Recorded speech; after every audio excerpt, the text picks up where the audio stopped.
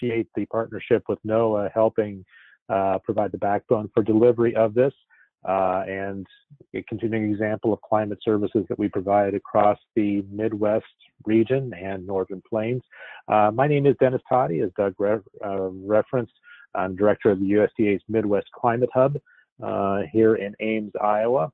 And what we came together to do today is our first effort at combining some of the issues related to what has happened to the derecho that occurred on August 10th, the Midwest derecho.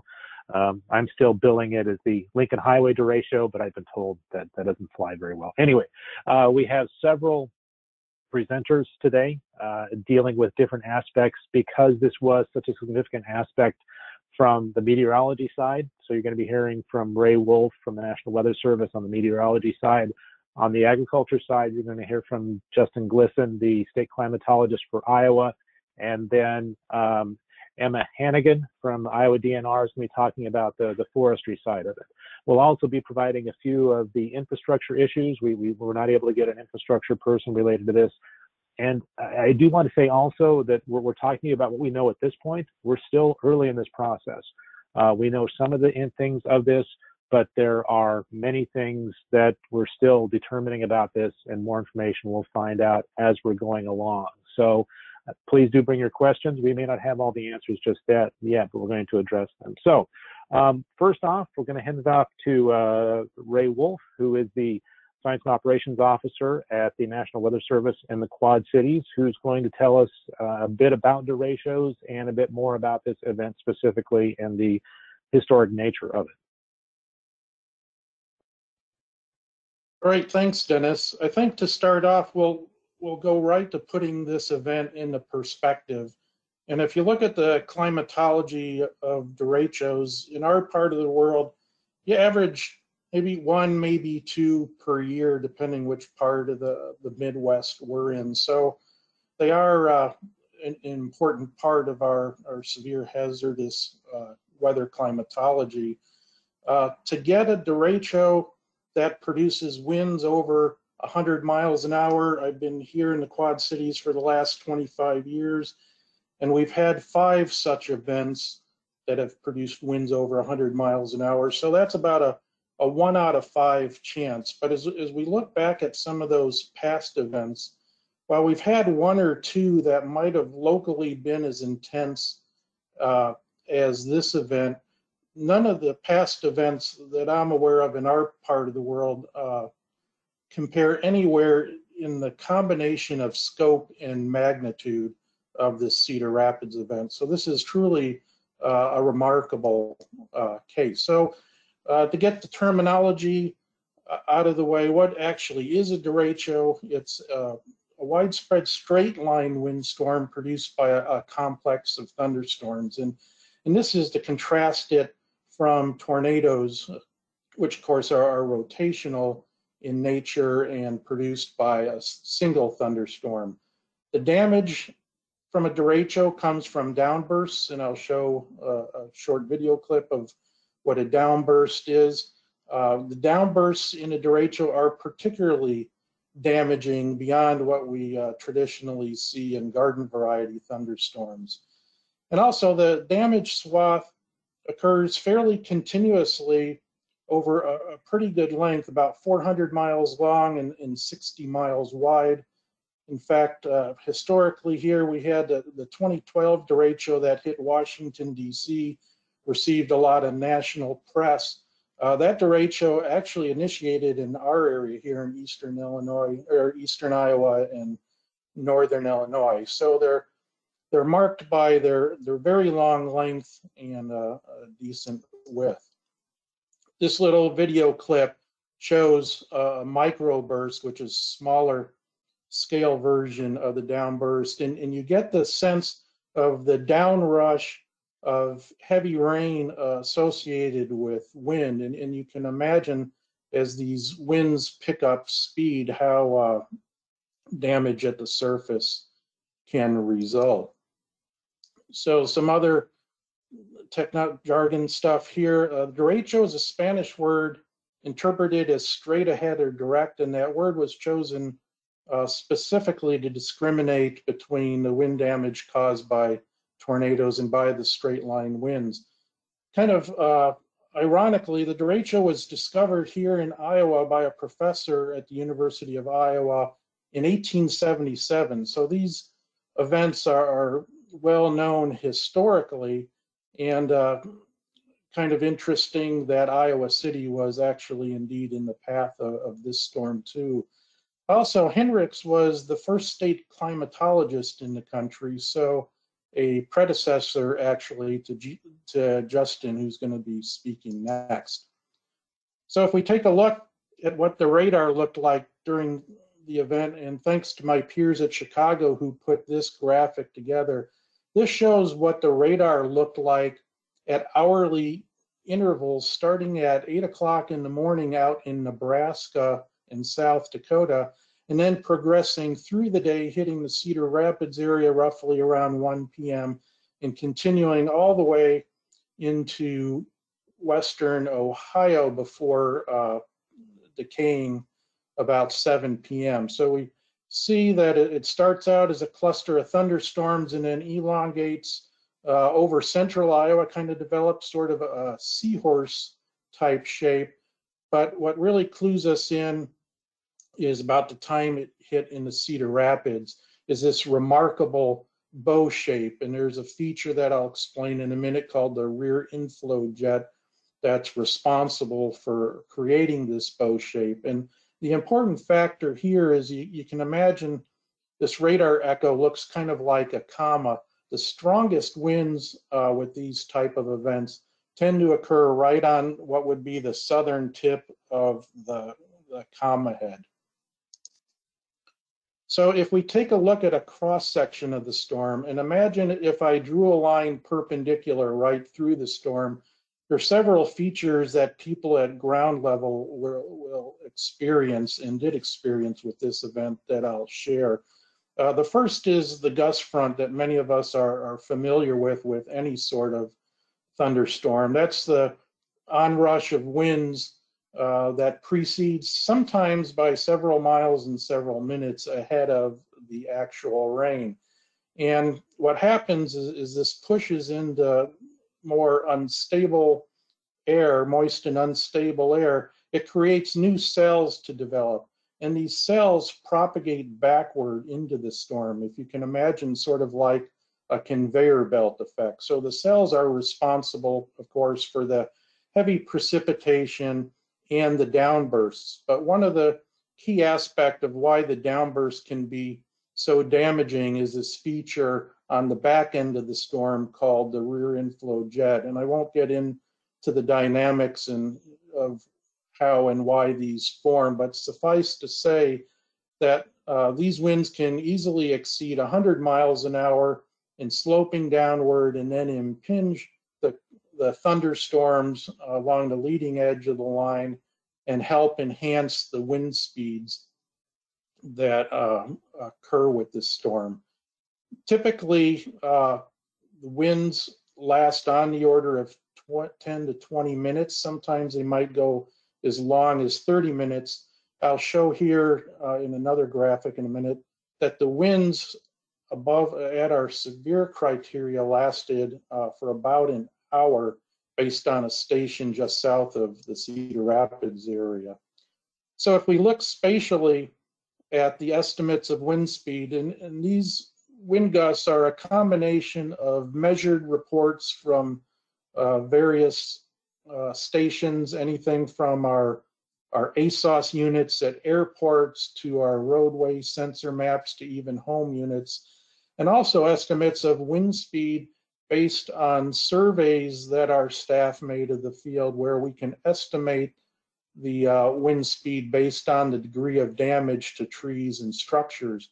So we see in orange a couple of swaths of winds measured or estimated above 100 miles an hour. And this is pretty remarkable to have such a large swath of winds that high. And what's important about that wind speed cutoff is that's when you start getting into serious structural damage to homes and apartments.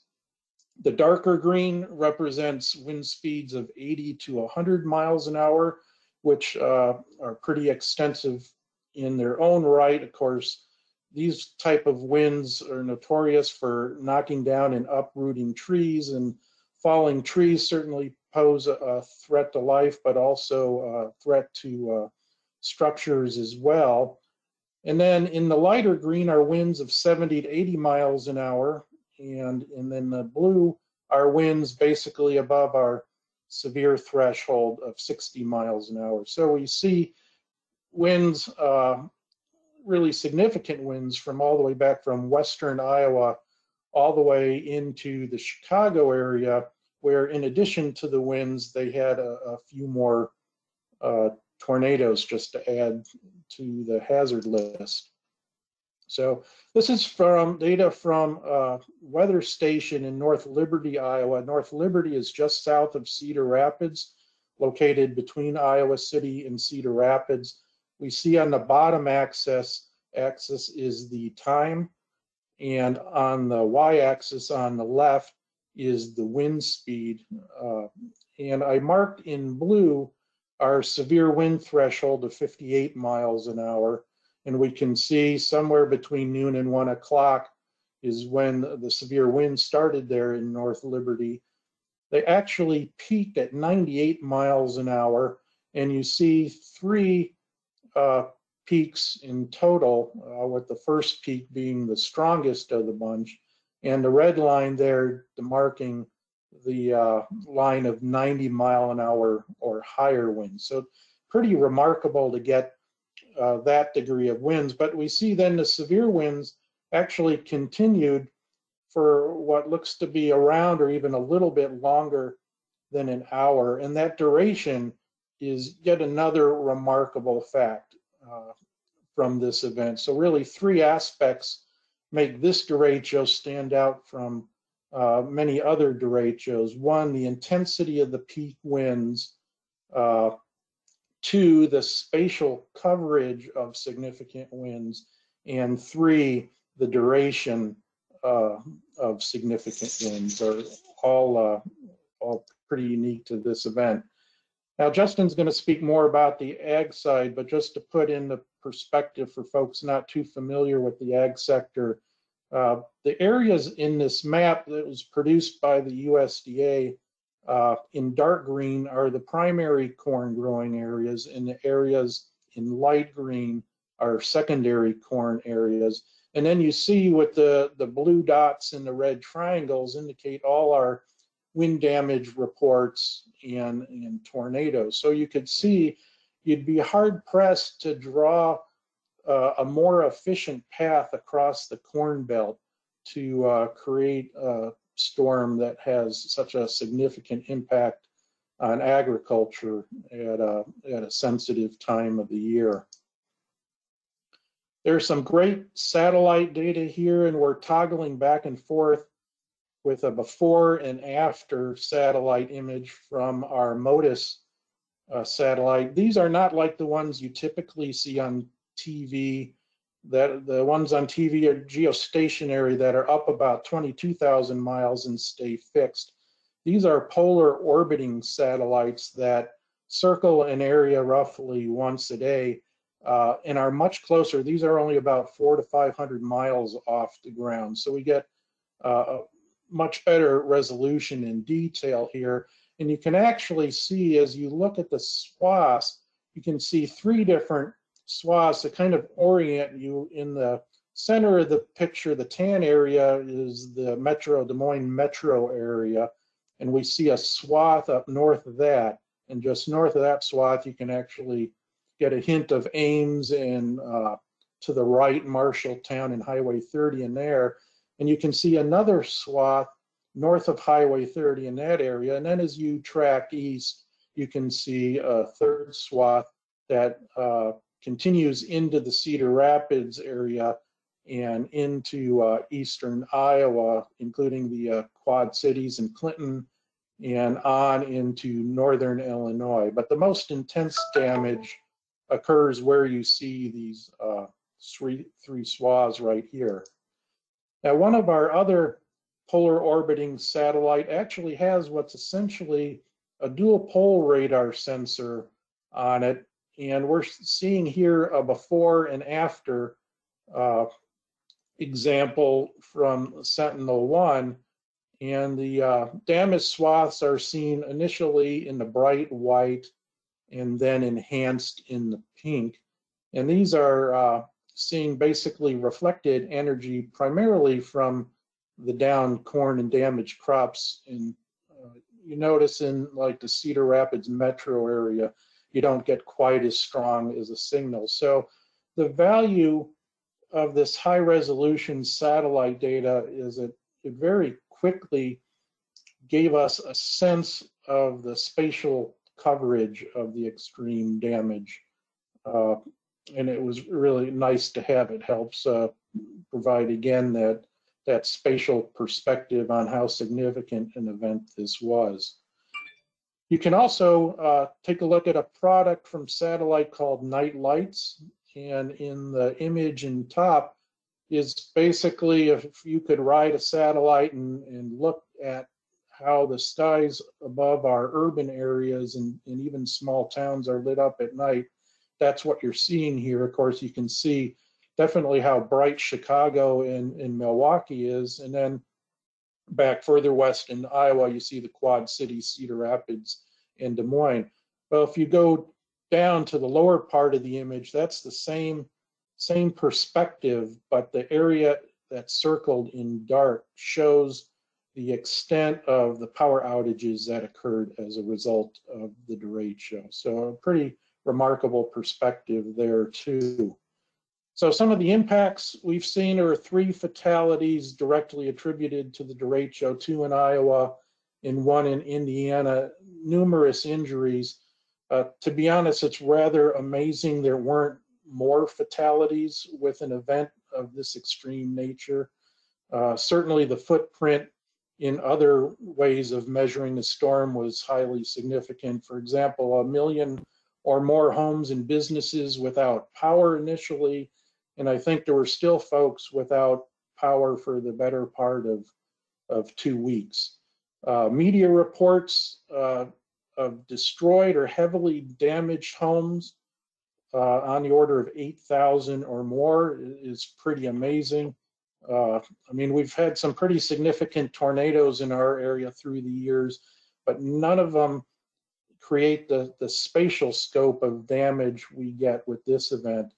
And this is likely to tally up as another $1 billion disaster. And if folks remember in Iowa back last year, we had 2 different $1 billion disasters. The Missouri River flood was one, and the Mississippi River flood was another. And then Justin will be up here shortly to cover the impact. So as I finish up, I'll leave these links. You'll be able to get these through the video or through the PDFs that Doug gets posted. Each of the Weather Service offices has put together an events page on this with a lot of weather and impact type information.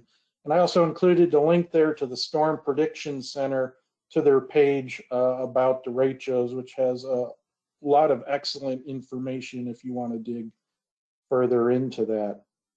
And with that, Dennis, I'll pass back to you. All right. Thank you very much, Ray. Appreciate the coverage you provided there on the overall issues of the event. As we transition here to Justin, I wanted to ask one quick question.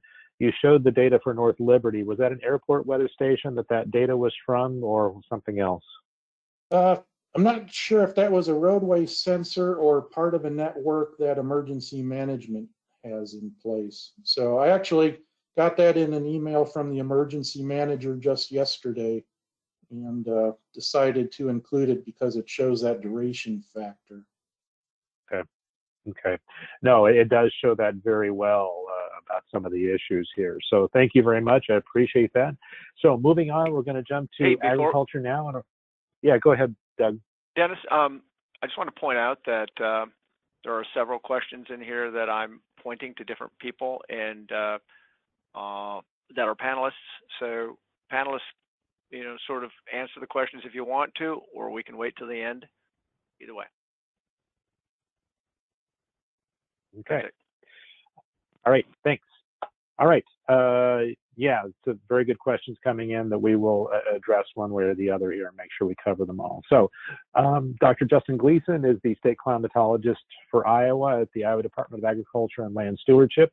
Been in this position now about 2 years, I believe, just over that, and something along those lines. And he's had lots of things happen during his time here that I don't think we can blame him for, but he's going to address some of the agriculture and drought issues, because it's very hard to separate some of those issues now with what we have going on in Iowa. Go ahead, Justin.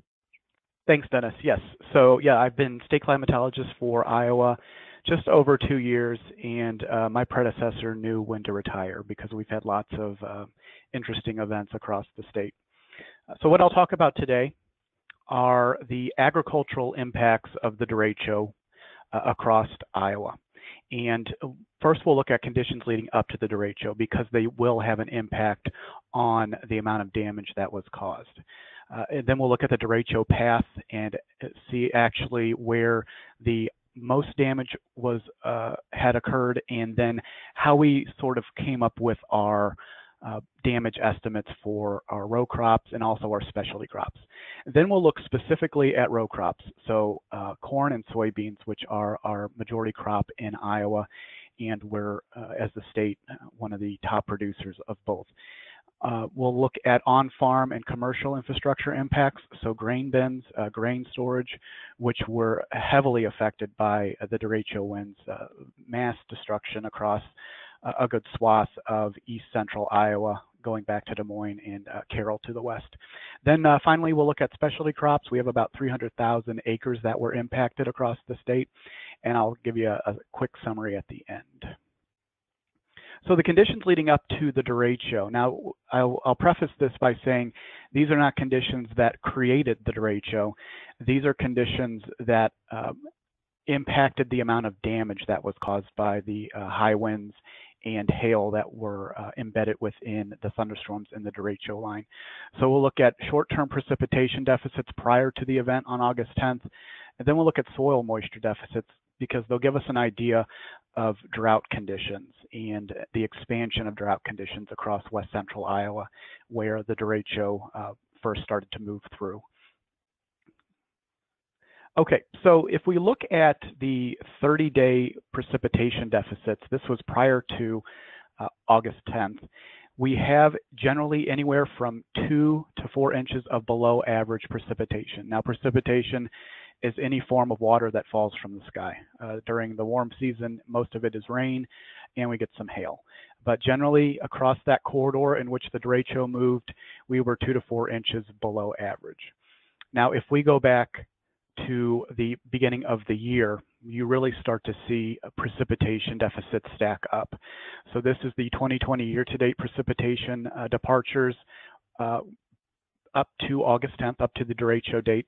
And these are compared to the 1981 to 2010 climate decade. So the last full 3 decades we use as a baseline comparison for climatology.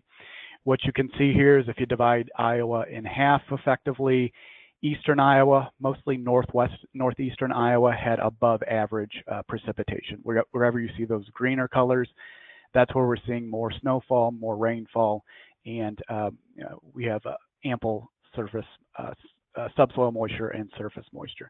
Now, flip the state and look west, you see lots of orange and red colors. The redder the reds there, the drier that part of the state is. So anywhere in west central Iowa, 10 to 12 inches below average. Pockets of 12 inches plus as well. Why this is important is because this is where we are seeing dryness. And if we look at the soil moisture, this is a NASA sport product of soil moisture percentiles, valid on the August 10th. Percentiles, you can think of the amount of capacity in the subsoil and the ranking that we give for the specific time of year. And this product goes down to about 40 inches. So again, if we think of a sponge as a subsoil profile, 100% percentile would be at capacity. We would see greens wherever we had near capacity subsoil moisture. Well, across the state of Iowa, especially in western Iowa, we were seeing percentiles at the 10th percentile or below. So near record dryness across the state for this time of year. Now, with a lack of precipitation to replenish that subsoil moisture, we start to see dryness creep in and expand across the state. The interesting thing here is that the 2019 as a year was the 12th wettest across the state of Iowa. 2018 was the second wettest behind the Great Flood year of 1993. You combine those 2 years together, it was the wettest 2-year stretch in Iowa history, 148 years of observational records. We were tied down with ample subsoil moisture going into the growing season, which were masking our longer-term precipitation deficits. So we started to see a lack of rainfall. We started to dry out as we moved towards the end of April into May. We had an excellent planting window, early planting window. Farmers got out in the fields and got planted early, mid-April into mid-May. So things were planted, things were looking good. And then we get into some weird atmospheric conditions beginning in mid-May. We see the surface temperature, or the surface wind rather, start to pick up.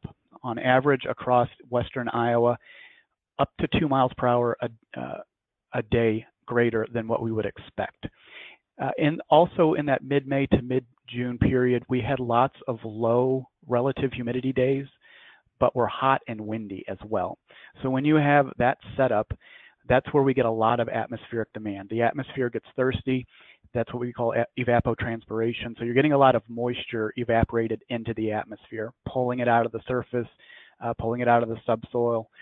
What this did, and what we call these conditions, are flash drought conditions. Whereas a seasonal drought occurs over months to years, a flash drought can start to develop over weeks. And that's what happened in mid-May to mid-June. And that ample subsoil moisture that we had combined with that ample subsoil moisture actually was masking some of these longer-term precipitation deficits. So the crop was able to mature and move through the growing physiological phases pretty well until we got into the flash drought. Once the flash drought took hold of western Iowa, that's when we started to see the larger scale seasonal drought form. And we started to see that core in west central Iowa, where those deficits of up to 12 inches of precipitation were starting to really dry out. So what does this mean physically, and how does this have anything to do with the derecho? Well, in physical terms, corn and to some extent soybeans were not physically robust, meaning that with a lack of moisture, they were not able to develop strong enough stalks or strong-ish stalks that you would normally have given normal summertime conditions in normal timely rainfall. Additionally, with subsoil moisture diminishing, the root systems were exposed in the top inch to 2 inches. I had been doing a lot of field scouting out in west central Iowa in early June into July, and we really started to see moisture stress creeping into these drier parts of the state. Lower leaves on corn firing. You get pineapple corn where the leaves actually curl up and look like pineapples in the field, but also soybean leaves flipping over, and you see that gray sheen across what should be an emerald green field.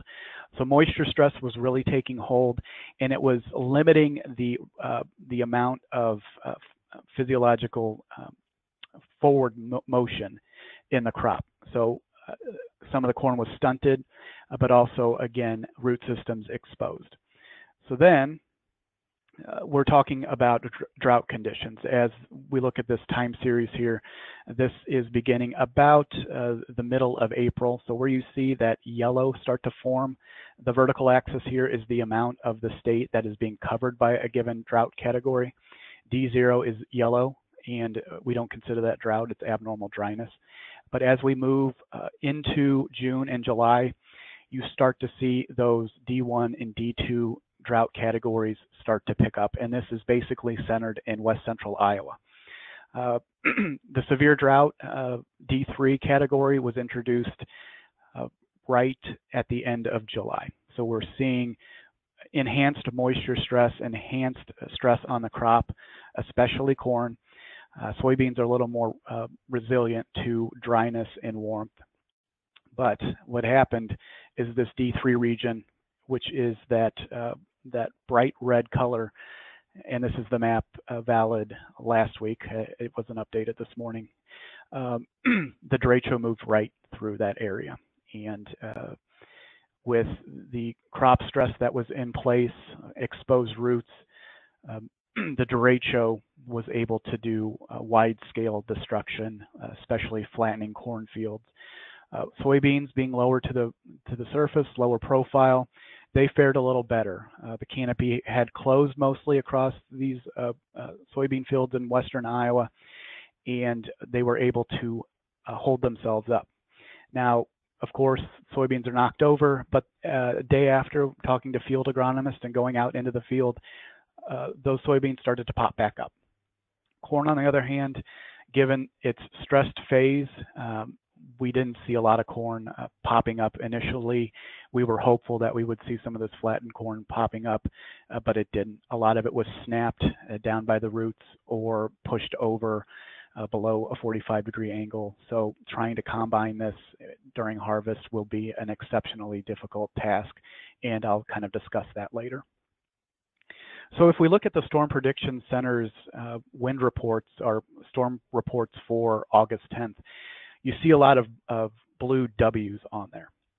Those are wind reports across the extent of the derecho. Now, the derecho started in southern South Dakota and transversed Iowa, Illinois, Indiana, and then kind of dissipated in western Ohio over 14 hours.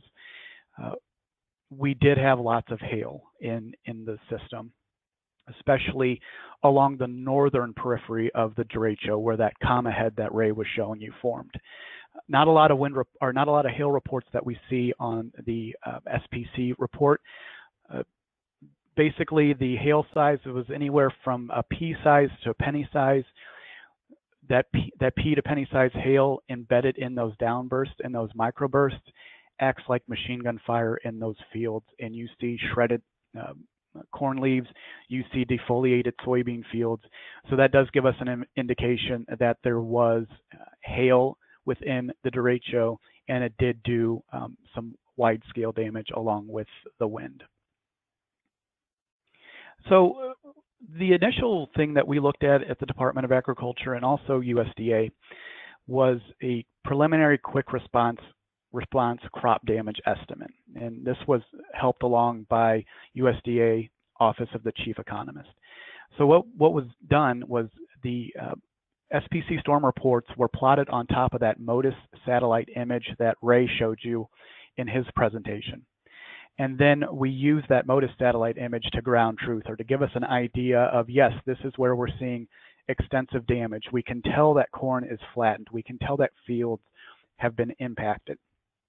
So when that polygon was created with those reports, the initial damage estimate that we had across 36 counties in Iowa, I'll give you a broader sense of agriculture in Iowa, 30 million acres of agricultural lands that are planted. The derecho moved through 57 counties, impacted 57 counties. Within that 57 county swath, we see this polygon that's filled with blue. Those are the 36 counties that are most impacted, or that we think are most impacted. Within those 36 counties, our estimates are 3.6 million acres of corn damaged or destroyed, and 2.5 million acres of soybeans. So overall, in terms of row crop, 6 million acres damaged or destroyed. Now, with the derecho, of course, we do get some rainfall. So this is the radar estimated rainfall from the event day. And this is a 24-hour estimate. You can see these greener greens are getting into half-inch to an inch territory. Now, the heaviest rainfall occurred north in that northern part of the D3 region. So we did see rainfall totals a half an inch to an inch, and then you get over towards Cedar Rapids when the derecho starts to mature. you start to see embedded rain estimates of anywhere from 2 to locally 3 inches of rain. So what this swath does show you is rain did fall with this derecho, but not enough to impact drought conditions across the state of Iowa. So these are some pictures that I took a few days after the event in west central Iowa. And it's pretty stark, excuse me, driving from Des Moines west and seeing field after field flattened. You have some corn that's standing up, but generally, if you look at the figure on the left here, that field is completely pushed over. You have a lot of corn that's been snapped within those fields, and not a lot of that corn stood up, if any at all. It was pretty damaged. And I also mentioned moisture stress on the corn, which exposed some of the roots.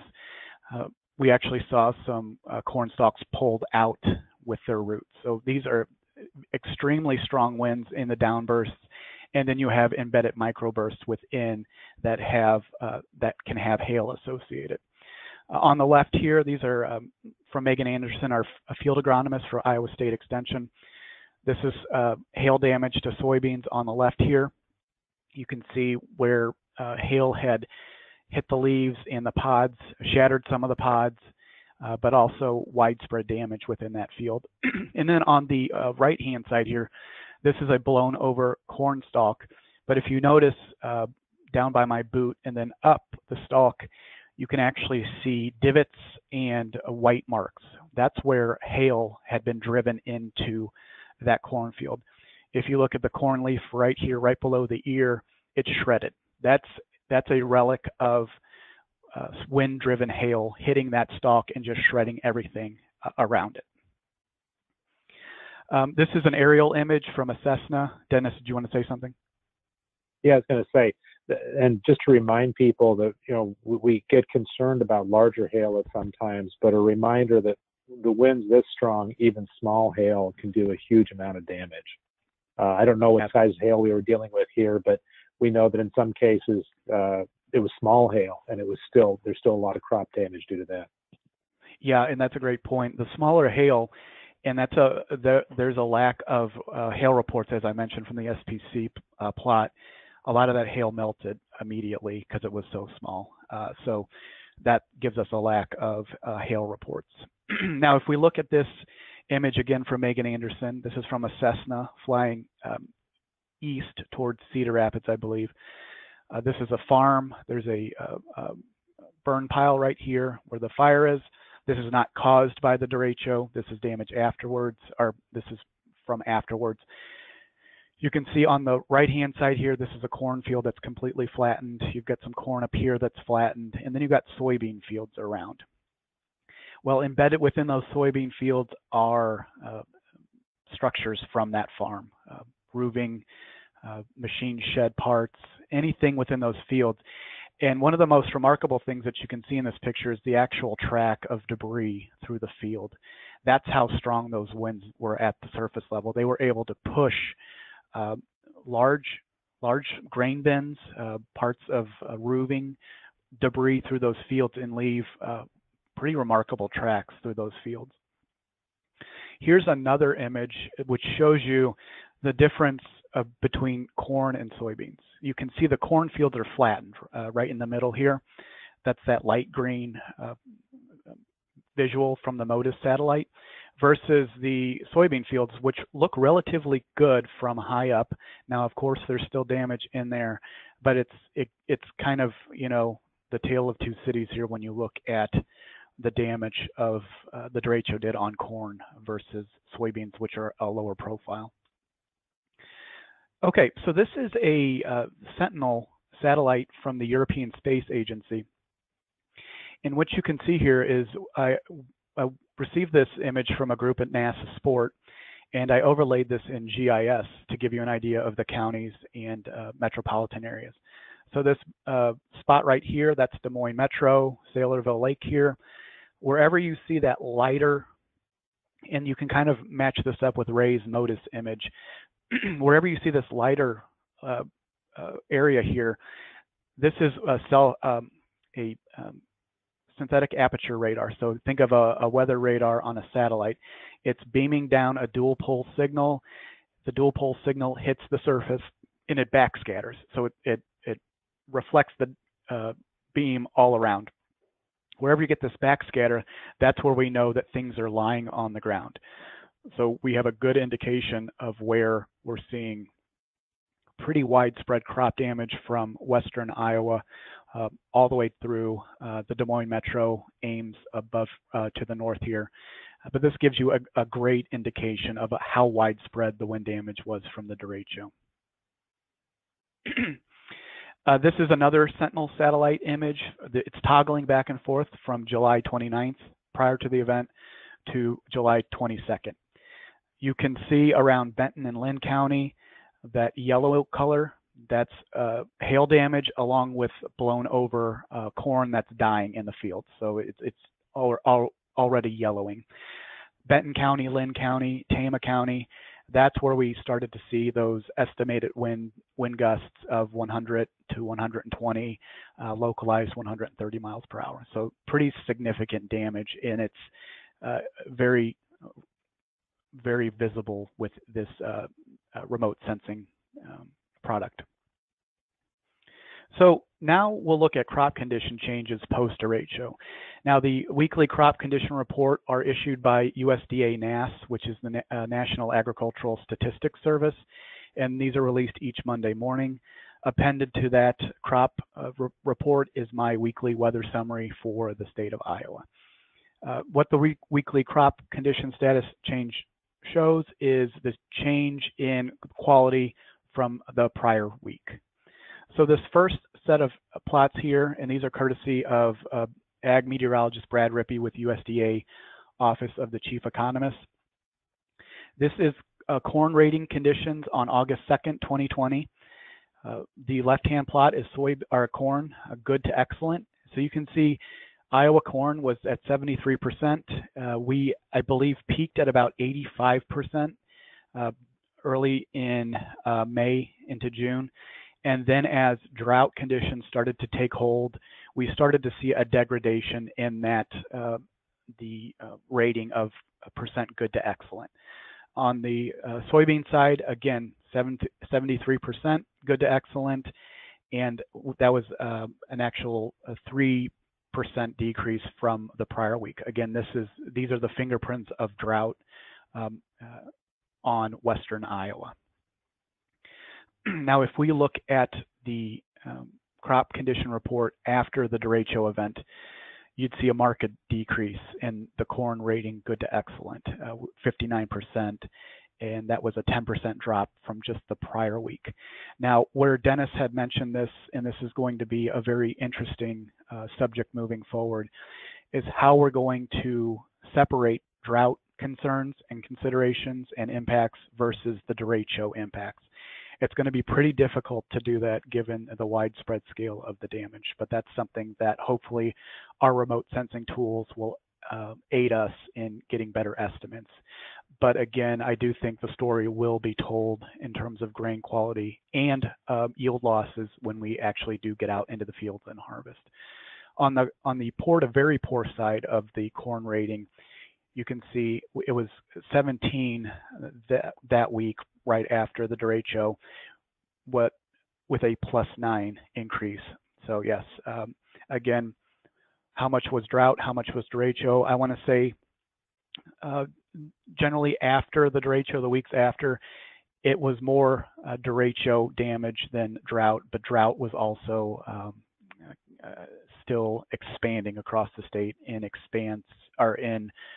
severity and precipitation deficits as well. If we look at the corn condition index, we had already seen a decline starting basically about the first part of July when things really started to become dry.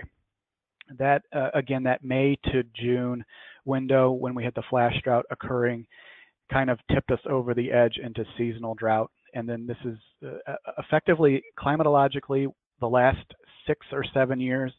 After about the first week of July, the faucet shuts off in Iowa, and we don't see appreciable rainfalls for certain parts of the state. 2018, that was southern Iowa. 2019, that was eastern Iowa. And then 2020, it's been western Iowa, but it's starting to spread. So we saw conditions continuously declining through July into August. And then we saw a pretty substantial drop right after the derecho passed through. Now that red line is 2020, so you can see the decrease in the condition index. And here's how the condition index is calculated. 4 times excellent, 3 times good, 2 times fair, and 1 for poor, and nothing for very poor. So we're starting to see those lower rankings start to stack up. For reference, Dennis put the 2012, which we were going through a pretty substantial drought in the Midwest, for reference here. But again, it does tell the tale that drought initially was decreasing the condition index, and then the derecho moves through the state, and we see a pretty precipitous drop. If we look at the current NASS corn progress report, good to excellent, we're at 45%. So less than half of where we were in late May and June when conditions were still pretty good in pre-derecho. And that's a 5% drop from last week. Poor to very poor, we've seen a 4% increase. Now we're at 25%. So drought with derecho will do this. Soybean conditions, a little better at 50%, good to excellent, but that's a 6% drop. And I would say that a pretty good signal for that would be from drought conditions as opposed to derecho. Now, if we do see timely rains within the next 5-7 days, we could see this rebound a bit. It would allow pods to fill better. And luckily, we do see some widespread chances of rainfall over the next 7 days. So hopefully, this will be some timely rainfall for the soybean crop. But if we look at the poor to very poor rating, we're at 18%, which is a 5% increase from last week. Okay, another pretty devastating loss here is in grain storage. We had substantial infrastructure losses due to the derecho, downbursts, and microbursts. On the commercial side, we're estimating that around 57 million bushels of lost capacity are present from damaged or destroyed grain bins. If you look on the right-hand side here, this is the Luther structure, Heartland Co-op. Substantial, if not catastrophic, damage to that grain bin. You see it driving up the highway from a distance, and you can't believe your eyes, and then you get close to it and you see just how ferocious those wind speeds were to do that type of damage. You actually put a punch into it and then pull it off its footings. So if we look at estimates for on-farm storage, we're putting that on par with commercial losses. So about 57 million bushels of lost capacity as well for on-farm or private farmers. In terms of co-ops, 300 million to remove, repair, or replace damaged bins. Now, we had a call yesterday with some regional colleagues, and the state climatologist of South Dakota mentioned that there have been steel shortages in South Dakota in surrounding areas because of all the rebuilding that is trying to be done for grain storage in the state of Iowa. So those are additional impacts that we're seeing. Secondary impacts, but also substantial impacts. Just for reference, in 2019, farmers across Iowa harvested 2.6 billion bushels of corn and 502 million bushels of soybeans, and this is courtesy of USDA NASS. And a key point here is that many rural communities in the path of the derecho were hit hard and may no longer have a local elevator in which they can sell their grain. And this gets into transportation issues. So you have first impacts of the damage to infrastructure, and then you start to see secondary and tertiary impacts given that the destruction just filters down into all facets of agriculture. Secretary of Agriculture here in the state of Iowa, Mike Naig, sent a letter to USDA Risk Management Agency, RMA, talking about no harvest options. If you go out into these fields in the worst hit areas of the state of Iowa, the corn is laying on the ground, and it's also twisted around each other, especially seed corn when you look at female versus male rows. But with the twisted nature or the flat nature of the corn, some of these fields are not going to be able to be combined, and if they are, it's going to take substantial effort to do so. So how many acres won't be harvested? That's a great question. Adjusters have been out across the state with many, many more weeks of work to go. Some damaged fields have already been zeroed out and have been knocked down. You see farmers putting steel rigging on front of their combines and just knocking over the corn that's been damaged or snapped. And this corn has been disked already, so it's been put back into the ground. Silage was already being chopped, but given the substantial damage caused by the derecho, silage is continuing to be chopped to salvage some of that corn crop. Harvest will really tell us about yield losses, and also grain quality issues. We need to get out into the fields and actually see what the damage has done to that corn that's laying down. But we do expect some pretty substantial yield loss in corn and in soybeans as well. Now, we talk about row crops, but we also have about 300,000 acres of specialty crops that were impacted by the derecho in those 36 county region of that SPC modus product. When we talk about specialty crops, we're talking about tree fruit, apples, or we don't grow oranges in Florida. Oranges are in Florida.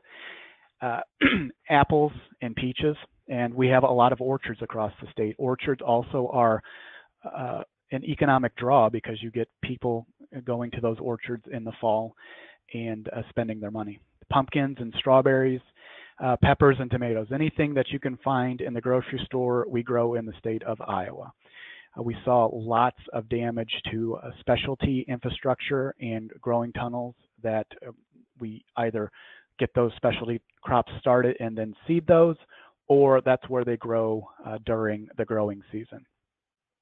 So a horticultural specialist up at Iowa State, Dr. Ajay Nair, sent me some pictures of impacted specialty crop acreages. So this is a tomato and a pepper garden outside of a research field. And you can look here in the upper right-hand part of the picture, damage to structures on that farm. It's very telling that you have everything blown in one direction. This shows us where downburst activity is happening. You can get into microbursts, which are smaller scale, higher density air that hits the surface and spreads out.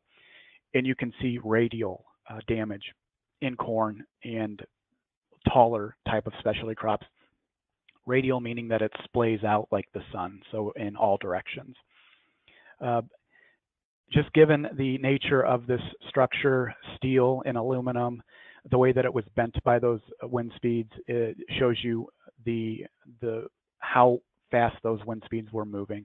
And we see damage to crop down on the floor here.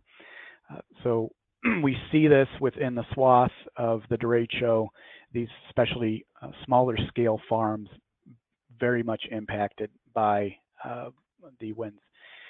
Additionally, these tunnels that were effectively destroyed, that canvas was pulled off, acts like a sail, and it just does damage to all the rigging and all the structural components to that. So we talk about row crops in Iowa, but specialty crops were especially impacted as well. So in terms of impact summary, we know there's widespread damage to row and specialty crops that were already struggling from seasonal drought that has only increased across the state. Determining impacts of drought versus derecho will be a very difficult task moving forward. We will get a better idea of yield amounts and grain quality issues as we move into harvest, but until then it's kind of hard to get an idea of just what we're going to see on the ground. And finally, grain storage. We've seen a huge decrease in the amount of commercially and privately available grain bins to store harvested corn and beans. So lots of things that need to be fleshed out and discussed and analyzed.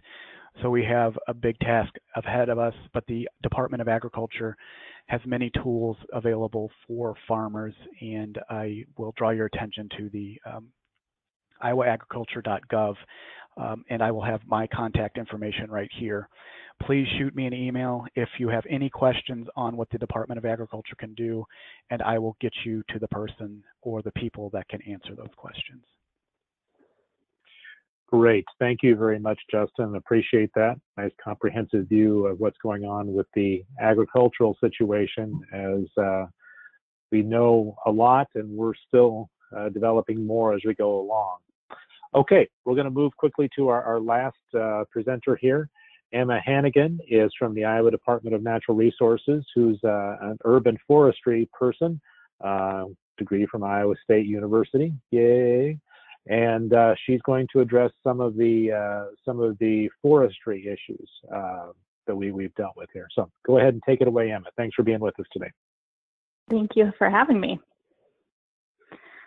So trees in general are used to our regular everyday wind, and wind is a normal part of how trees build strength over time. So that regular wind that we get, not through storm events, but everyday wind, helps trees become strong and stay upright. And good structured trees will have a little bit of flare at the bottom because that cone shape is much stronger than a cylinder. And this relates to how trees are impacted by storm events. Each different species has different cell structures and fibers and components in them that help them withstand wind and help them build strength over time for wind. So the impacts of this storm is not just the wind speed, but these gusts of wind. So the acceleration and deceleration that we have in the wind event really impact whether or not a tree is going to be able to withstand a storm without breaking, uprooting, or just losing a lot of leaves. And so that burst of acceleration and deceleration that we saw in that North Liberty graph really shows you what impact is happening to trees. If you've ever watched a tree in the storm or even in the wind, they kind of dance and do these great movements because trees are made to flex and twist, and their leaves even roll when wind comes through, so they become more aerodynamic. However, that flexing and movement, if it's going back and forth, can cause a tree to snap or break. And that's what we saw with this storm. There's some research from Florida University that has studied many, many hurricanes, which these winds were in that category. And what the research tells us is that gusts over 56 miles per hour are going to result in broken twigs and some branches. Even if the tree doesn't have any structural issues going on at all, you can still have broken twigs if we're having gusts that are 56 miles an hour. When we get to those gusts over 96 miles an hour, which we had in a large area of Iowa, then we see full structural damage. So we see wind throw, or the whole tree snapping off or breaking in half. And that's very much what we saw on the ground. And this is a picture from our state parks. Most of our trails in state parks had damage where you couldn't get through because there was wind throw, or full tree damage because of those gusts that were over 96 miles an hour.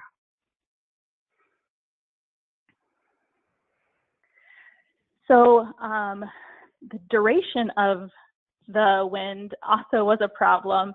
If you think about a wood table as a tree, if you put a lot of bricks on top of that table, over time, that table will start to sag in the middle. And that's just the way the cells are made up. They're made of lignin and other things that are able to flex and bend. However, if you take a hammer to that same table and you do it rapidly, you're going to get breakage. And that's exactly what we saw. This is a picture of a tree at Rock Creek State Park. The eastern side of that lake area really had a large impact of trees. And you can see here that the gusting of wind just made those branches and the whole top of the tree break right off. And what we're seeing across the state, we don't have a full range of what the impact are to forests and our urban forests as well. But in some of the less impacted areas, I'm hearing from city foresters that we're missing about 2% of their overall tree cover. But in areas like Cedar Rapids, it's well over 50%.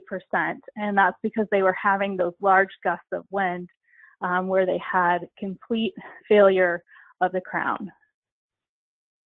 And to put that in perspective, Iowa has about 19% tree cover in our incorporated communities. And that's a pretty low number, but maybe on average for a prairie and agriculture state. Research from the Northern Research Station has told us that in the last 10 years, we've been losing canopy. So we know that that 19% has been declining. And it's going to continue to decline because of insect impacts like emerald ash borer. And then to add this onto it, we're going to have a severe loss of trees. And we just don't know yet that total picture of tree loss as far as our communities and even our rural forests. However, there are some next steps. If you are a rural woodland owner, you should be going to your local USDA Farm Service Agency, your FSA office, and they have a program called Emergency Forest Restoration, and you're able to get 75% cost share for damages if your county is providing that service. So if you have had loss to your woodland, you should reach out to your FSA office and let them know you have interest in the program. In order to enroll, you'll have to have a plan for your forest area, talking about how you'll recover and replant. However, the FSA office will be in charge of making sure that that happens with the Iowa Department of Natural Resources foresters. So they'll take care of that connection with you and get you to the right location, but you need to reach out and say that you would like that service and you'd like to enroll in that program. On the urban side, what we're asking everyone with a yard tree to do is to go out, even if they're standing and you don't think that you've had damage, is to go out and look at your tree and inspect for any cracks, any broken branches, or any damage that you might not have noticed regularly. And then if you do, to hire an arborist. We have a shortage in Iowa of arborists that can go out to a site, unfortunately, with this event. I know in my own yard, it's going to be another 2 to 3 weeks before someone's out to do some pruning and removal here. We really want to stress, though, that you should hire a professional. I know the Cedar Rapids and Iowa City area both have reported an increase of injury from people trying to clean up storm debris on their own. It's very important to wear protective equipment, and the way that trees break in a storm, even downed, they can twist in a way that you're not expecting when you're running your chainsaw. So we really want to stress trying to hire a professional who is insured to take care of those tree needs for you. We have a whole package of storm-related resources on our website. So if you go to www.iowadnr.gov/urban forestry, on the right-hand side, there'll be a section with storm resources, and that will have a publication about how you can inspect your trees, what to plant, a little bit on storm resistance and recovery.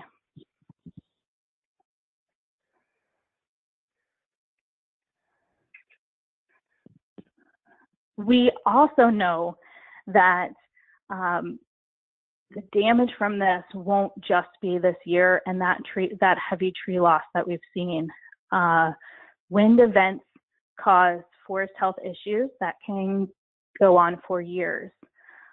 One of the things that we see after storms is an increased areas of oak wilt. Oak wilt is a pathogen that usually goes in through an open wound, but it can also travel through the roots and kills oak trees. And because we have an increase of wounds on trees, we'll see an increase in oak wilt. And if you have an area that's heavy in oak, that can spread through the root system from one just storm damaged tree. Additionally, wounds in trees are susceptible to decay because of the water that gets in there. And so we're going to see faster decline in trees who had damage from the storm. Additionally, there's a whole host of native pests that their whole job is to be part of the decomposition process. But when trees are stressed, they can sense that. They go to the tree and they start that process, which will cause mortality. And so we'll see a delayed mortality in our forests. Another factor is that because we have so many downed branches and trees, is that we have an increased fuel load, which is a fire risk. We usually don't see high fire risks here in Iowa, but with that fuel load from storm damage, we need to make sure that we're doing proper management afterwards to reduce the amount of fuel. And even in our communities, we need to consider how we're piling trees and taking care of that material over time to make sure that we're not posing a risk to a large fire.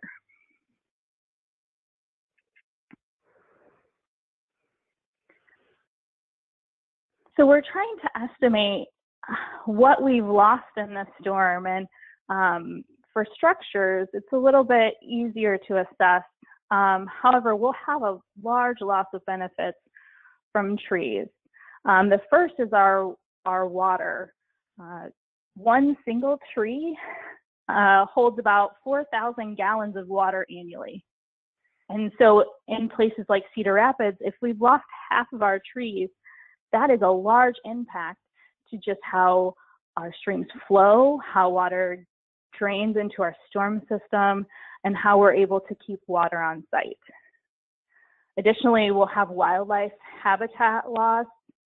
I know right after the storm, I saw an owl and a hawk both in my yard because an area of timber near me had significant damage, and they were looking to build new homes. And when we lose habitat, we lose wildlife. Change in aesthetic values. So we all know that curb appeal, those beautiful trees in the front of our home, increase our home value. We'll also have a decrease in recreation. We have several state parks. I know cities, counties, they've all had some closures from this storm. And then carbon storage.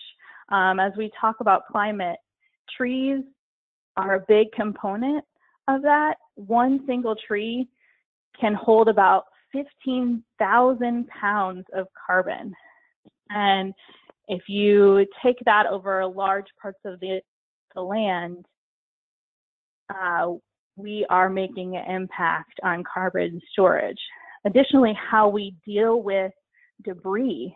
has an impact on carbon storage, because when we burn, or if we do something like mulching where the tree is rapidly breaking down, we put carbon back into the atmosphere, and so that carbon storage is lost. And many of these trees were 50 all the way to 200 plus years old, and some of our oak, of just holding carbon.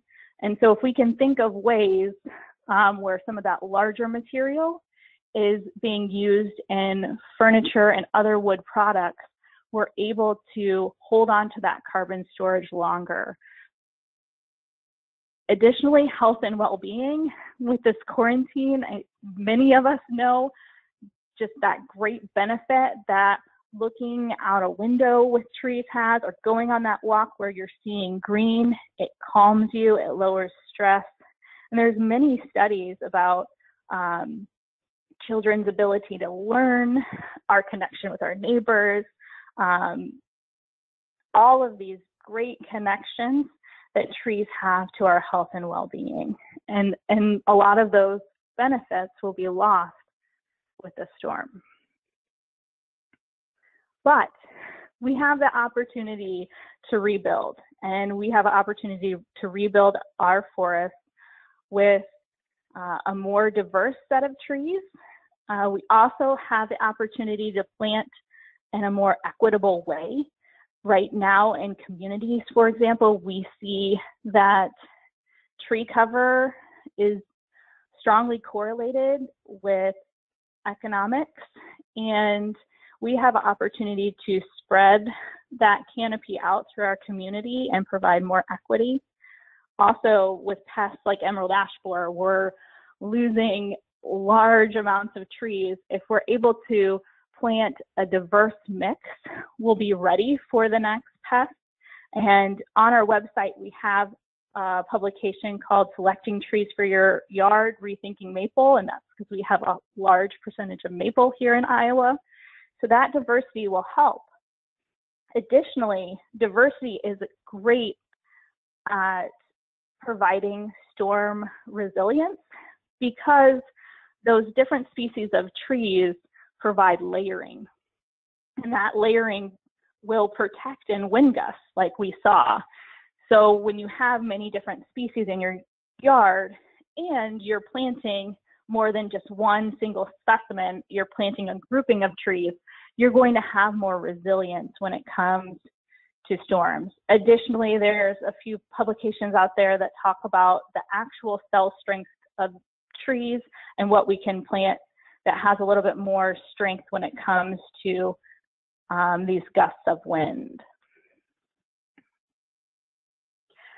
We have been partnering with the Arbor Day Foundation and Trees Forever, knowing that we're going to need to plant trees. Just talking about Cedar Rapids alone, they lost about $3 million annually worth of tree benefits with their estimates of tree loss. And we need to replant, and we're going to be working together to make sure that we build that new canopy for that community and many other communities. Both organizations are taking donations, but there's a lot of volunteer opportunities out there for people to get involved and be part of rebuilding Iowa's forests.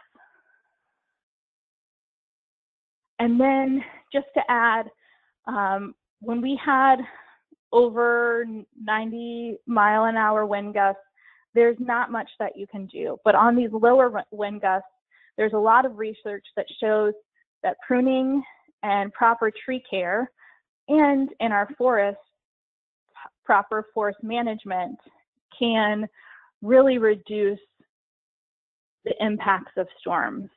So it's important that in the first 10 years of a tree's life that we are doing regular pruning to make sure that we have a single leader, and so that we have spacing and we're raising it high enough.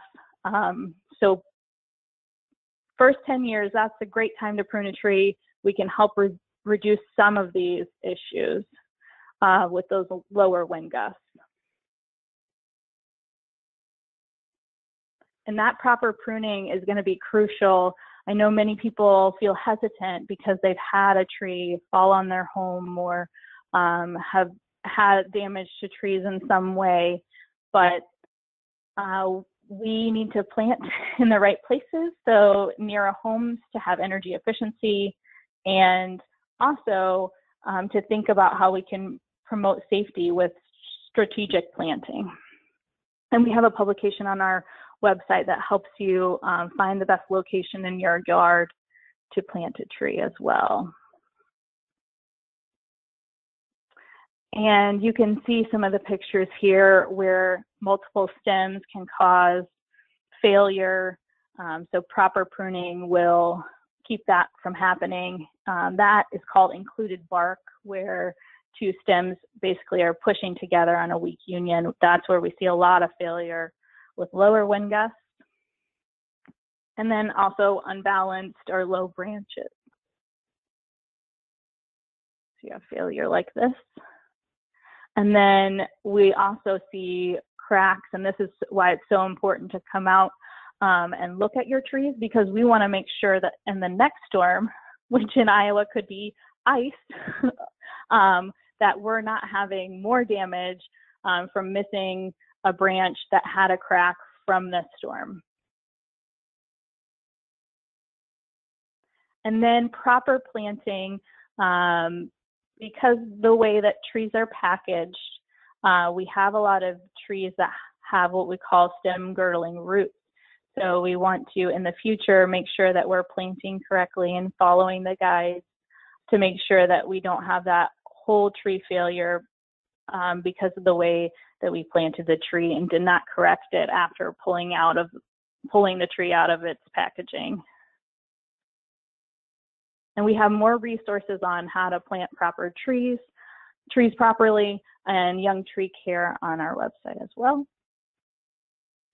So you can see there, that's what we call girdling roots. It's a very common thing on trees these days. But I'm really looking forward to the opportunity to plant more trees in Iowa. It's going to be a really long road. You know, we lost trees that were very mature, and it's going to take years and years to recover. And I'm looking to everyone to help be part of that process. So if you can do one thing this fall or next spring, I would say plant a tree for the storm, plant a tree because we had already been losing canopy, and please plant a tree for a person that's not able to.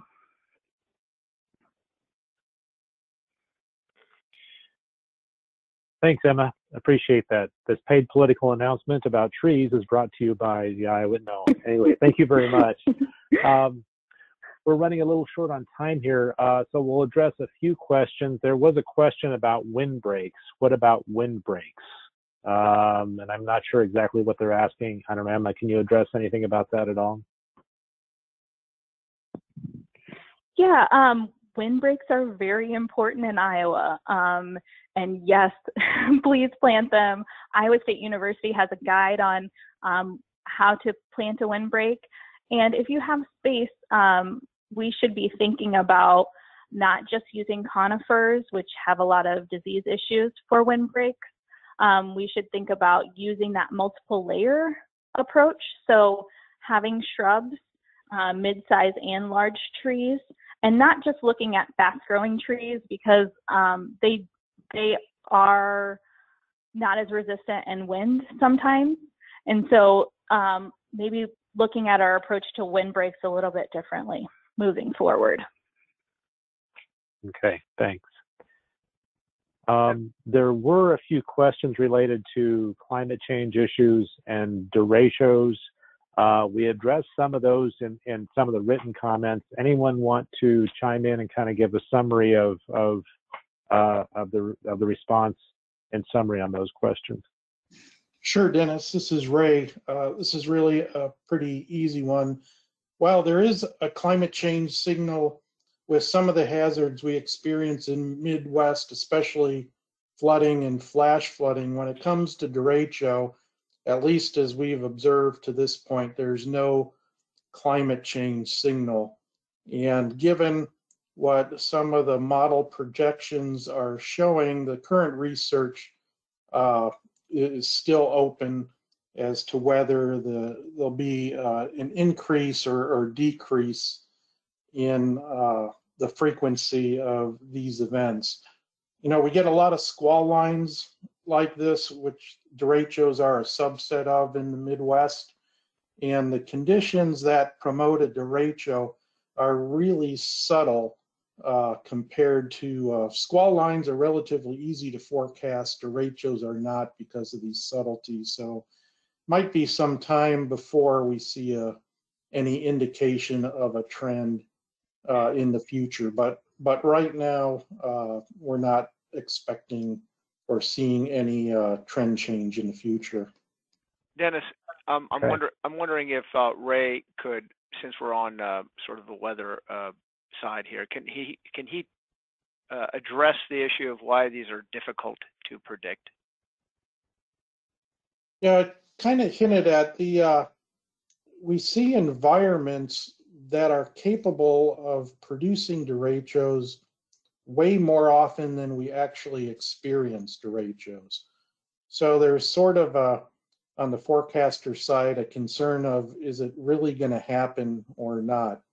And of course, we use our computer models, but the computer models are great for day-to-day forecasting and for what I would call routine severe weather forecasting. But the computer models likewise are challenged to handle events of this extreme nature. And that's kind of what we experienced in particular with this August 10th event. And I would say that from a general standpoint, that any event that is on the high end or extreme of any regular conditions is generally very difficult to forecast. 10-inch rainfall events occur. Do we forecast 10-inch rainfall events? No. Do we say we expect a large rainfall event? Yes, we do say that. So specific conditions are there for something to happen, but we can't specifically say, here's exactly what's going to happen. It's going to be this bad. So there were a few questions about impact reporting and if the crop reporting losses are going to be incorporated into the next USDA reports. I would assume they're going to have to be incorporated somehow because of the significance of the loss. The overall losses are not gargantuan. You know, we've not taken out 30% of the production of corn or beans or things like that, but they're not insignificant either. So if you'd like me to, for people that are requesting that, I can track down about how they will be impacted, since that is a USDA related event. Another part of USDA, but we are one USDA, so we'll have to try to do that. So let's see. Are there other comments or other questions that we should address? Doug or anyone else that you can think of here? Yeah, I think I'll just go. I think probably the best way to do this is to say some of the questions and give some of the answers. Like there were questions about livestock and impacts, and there hasn't been a lot of feedback yet. People aren't seeing a lot of damage. There is damage to the lots, but we don't know about the animals so much. Is that correct, Justin? Is that what you've heard? Yes, and that's something that I can check in with the state vet on. But again, we haven't seen many reports on injuries or fatalities among livestock. So that's something we can check into, though. There were some comments also on specialty crops, grapevines and trellises. Of course, you know, they stand up relatively high. We're hit pretty hard. I don't know if anybody's seen pictures of that, or if anybody wants to say anything about specialty crops in particular beyond what you already said. With grapevines, there's kind of fixed to a structure to support them. So yes, they are higher profile, but I do believe we heard an extension report that the damage wasn't too extreme to at least the vineyards that were reporting. So again, we haven't heard any kind of large scale impacts in terms of grapes. Okay, and then a follow-up to the prospect for prediction of these things. One of the things that I'm not sure you said it, you sort of hinted at it, Ray, is that they don't happen very often. And for them, if they happened like twice a year in the same area, we would have a better idea of when they're going to occur and what conditions actually cause them to happen. So the fact that we had a 30%, if that, I'll take your word for it, 30% chance of scattered thunderstorms that day for some area, simply meant, there were chances of rain, but predicting something, as Dennis said, at the extreme end is really tough. Now we do the Storm Prediction Center does that kind of stuff out to 3 or 4 days sometimes, but boy, it has to be a pretty strong signal, and for a major tornado outbreak and all that kind of stuff, for them to key in on that. And I don't know, Ray, do you want to follow up on that just a little bit more? Yeah, it's the nature of the derechos tend to be more of a summertime thing, which is driven by the heat and instability of the atmosphere. In contrast to a lot of our major tornado outbreaks, especially in the southern U.S., are associated with powerful surface storm systems, not unlike what we see in the Midwest in the winter time. So when you have those powerful storm systems, those signals are easier to see farther out in time.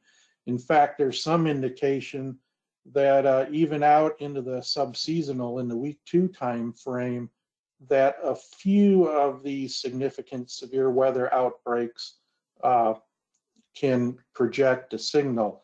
Unfortunately, derechos, because of their nature and the type of environment they occur in, tend not to fall into that predictability category. And that's something we're aware of and sensitive to and working to try and get a better handle on. And then, Justin, you answered this question earlier about the drought. Any comment on whether crop damage might have been less without drought, and maybe compare west to east Iowa? Also, did the drought presence help influence the intensity of the derecho in any way, shape, or form? Ray might be able to answer that second one better. I would say no.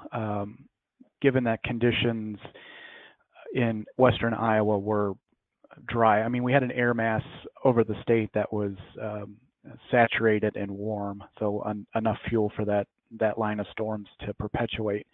But again, the derecho was not forecasted, and I'll let Ray get the more meteorological side of that. But in terms of drought impacts on damage patterns, we do have anecdotal evidence from field scouting that fields in west central Iowa in that D3 drought corridor, where it's the driest part of the state, with roots exposed and not as robust of a physiological component to the corn stalk, that snapping and root lodging occurred at a pretty high clip. And then you look at fields on the periphery of these D1 regions or even abnormally dry regions, and that were also impacted by the derecho.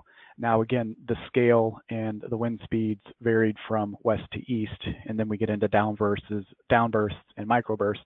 But the anecdotal evidence does show that the stressed corn fell flatter and it was easier to damage. So yes, soybeans, not so much information right now, but again, that's where we're going to use our remote sensing tools, geotag damage photos from farmers, our agronomists out in the field.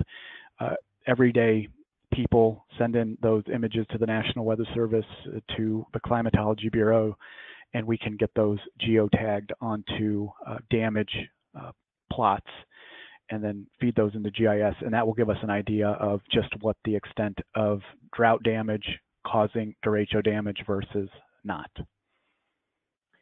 Let me add in that this did come up at a regional extension call we had yesterday, because while the winds were not as strong in Illinois, there were strong winds that continued over in Illinois, but the amount of crop damage was markedly less over there. There was some damage done, but not nearly what we had in Iowa. So there are some questions about, was it drought related, was soil health related? There's a bunch of different things we could address here. And then I guess the last thing before we all hang up here is people are estimating damages, okay? And so my only comment along those lines is the final whatever billion-dollar number we end up with probably will be a year or even more. You know, when you take into the forestry aspect, Emma brought out an incredible amount of information on how that very long-term effect is going to be playing out. Some of the shorter-term things are, of course, insurance and rebuilding a lot of stuff. But there are long-terms, there are cascade effects downstream, if you will, from all of that corn not being harvested, et cetera. And we didn't go into that. That's another talk, I suppose, or 10 talks. But those are lots of things to think about in terms of damage. Anybody else want to talk about, you know, what the final cost is going to be, or idea of what it might be? It's part of the issue we know with crops is we still don't know how much has been lost, and unfortunately that can still be influenced because we have crops that are a bit unstable right now, and if we were to get some additional loss or damage, strong winds or something, we could damage them further. So what we really we have some ballparkish ideas, but really don't know the overall damage to what we've lost from the crop standpoint. Starting to get a handle, I assume, on the structural standpoints because of insurance reporting and that sort of thing. All right. Well, I think that's about it. I will attempt to send out a link once I get it to where this is, the recording is stored, as well as the like I said, the PDF files for everything. I may be able to include some of these questions and some of the answers that were written in, and I'll just do my best on that part. So, anything else from any of the panelists or Dennis? I'd say thank you to all the panelists. Excellent job covering a lot of information in a fairly short period of time. Thank you for attendees. Hope this provided some information for you, and check back because as we get more information, maybe we'll need to do another one of these. Yep. Thank you all.